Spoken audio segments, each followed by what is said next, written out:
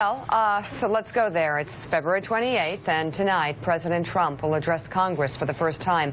White House aides tell NBC News that the speech will focus on, quote, renewal of American spirit, an optimistic vision for all Americans.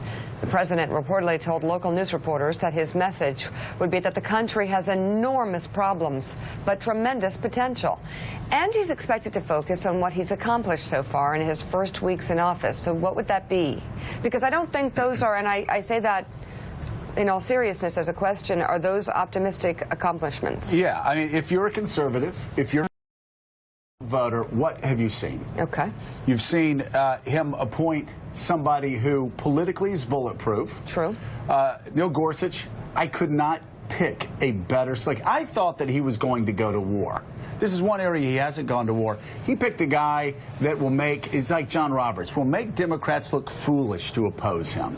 He also picked a guy that had no problem standing up to him when he said what he said about judges. That's a big success. Same with his foreign policy team? The foreign policy team is strong of a foreign policy team as you will find going back to George H.W. Bush, and that's saying a lot.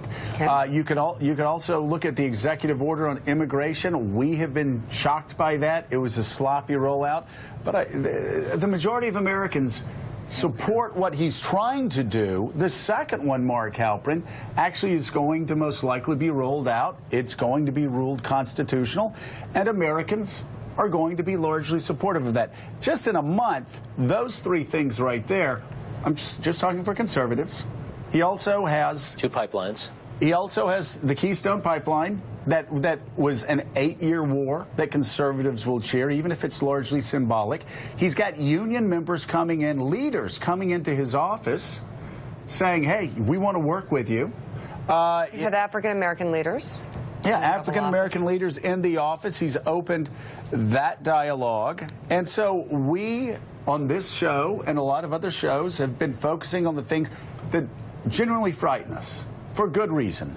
But if you're a conservative and you voted for Donald Trump, he can list 5, 6, 7 things that he's done in a month and a half and say, see, I told you I was going to shake things up in Washington.